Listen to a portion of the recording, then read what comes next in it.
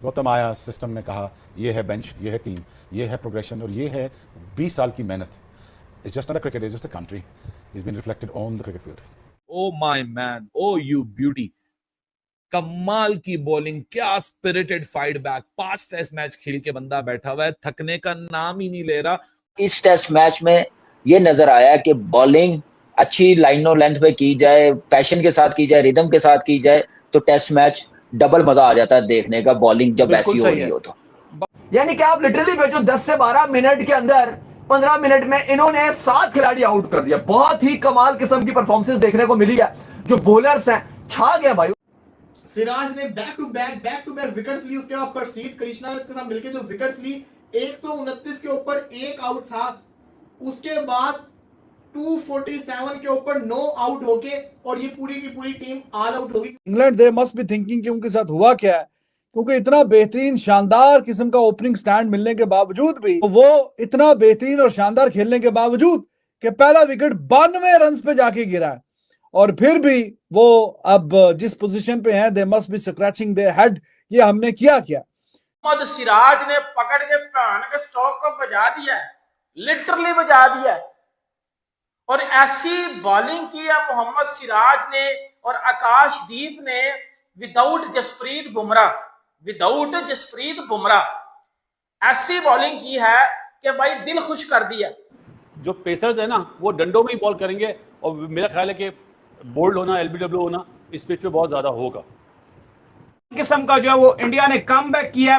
लग ऐसे रहा था कि शायद जो है वो इंडिया इस मैच में कम बैक ना कर पाए. जिस तरह से शुरू में एक विकेट पर इतना रन जो इंग्लैंड ने खींच दिया था, लग रहा था कि कहानी गोल होने वाली है. लेकिन फिर जिस तरीके से सिराज ने वहां पर विकेट्स दिलवाए और साथ उनका निभाया कृष्णा ने.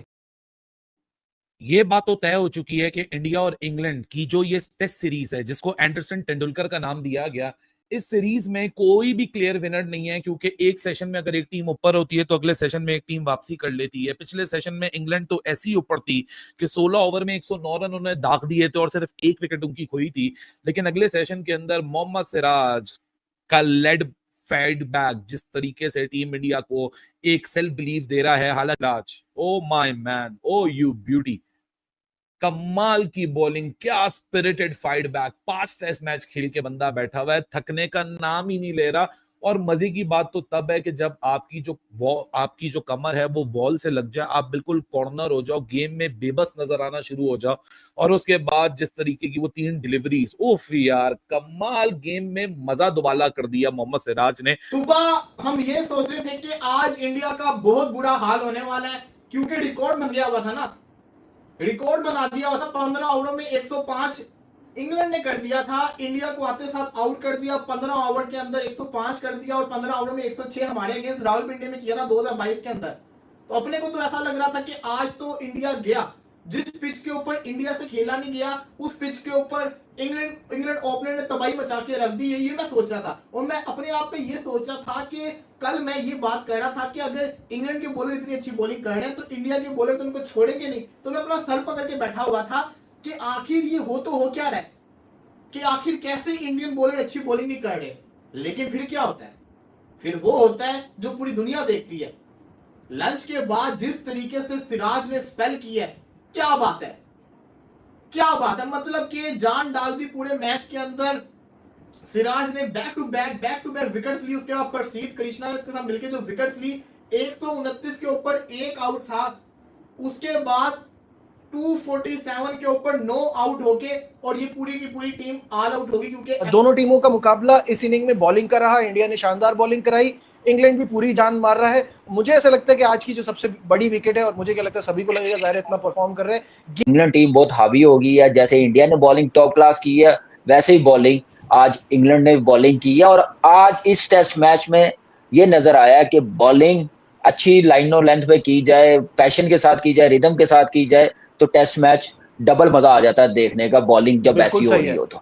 बासित भाई, आपने तो कल ही कह दिया था कि डंडों पे बॉलिंग करानी है, वो लाइन, वो चैनल रखना है. वो बात बिल्कुल सही साबित हुई.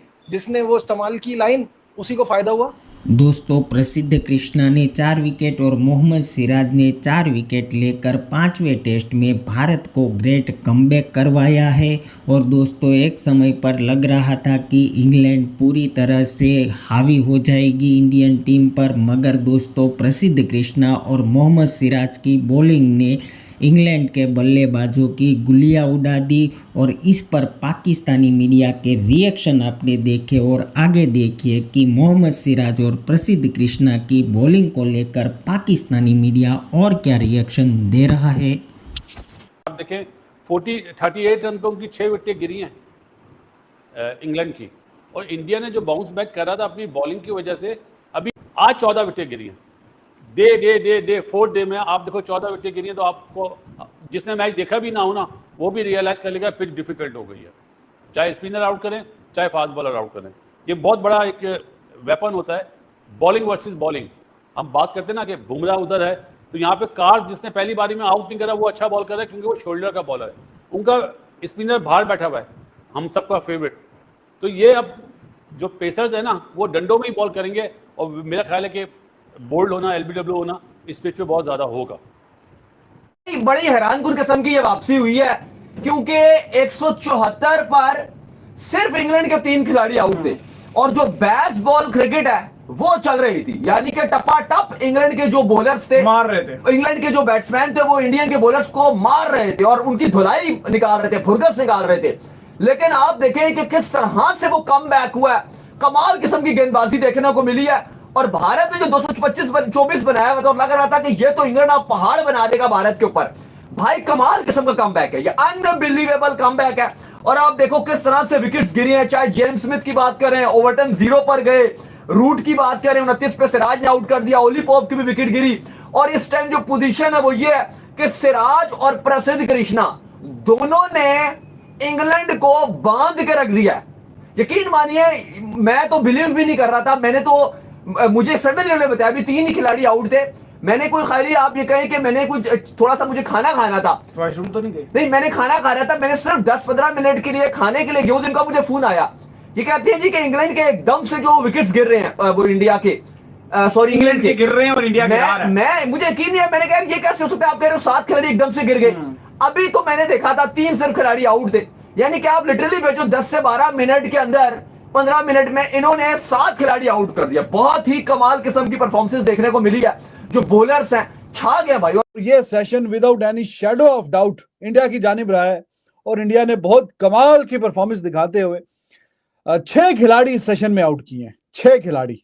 एक पहले सेशन में वो बड़ा अच्छा आगाज था इंग्लैंड का, England they must be thinking कि उनके साथ हुआ क्या है, क्योंकि इतना बेहतरीन शानदार किस्म का ओपनिंग स्टैंड मिलने के बावजूद भी वो इतना बेहतरीन और शानदार खेलने के बावजूद कि पहला विकेट 92 रन पे जाके गिरा है और फिर भी वो अब जिस पोजीशन पे हैं they must be scratching their head, ये हमने किया क्या।